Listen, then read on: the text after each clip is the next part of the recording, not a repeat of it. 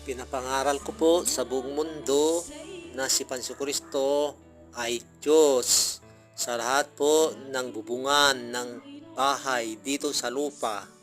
Dapat na malaman po ninyo ang tunay na kalagayan ni Panso Kristo. Siya po ay isang Diyos na ginawa po ng ating Diyos Ama na kapwa po Panginoon at Kristo. Ang aral po na ito ay tunay po at tumpak na kaalaman na maidadagdag sa inyong mga kaalaman upang magkaroon kayo ng pangunawa po sa aral na ito. Dapat po matuto tayong umanawa sa mga aral, lalo na po sa pananampalataya natin kay Panginoong Kristo. Magbalik loob po tayo sa Diyos.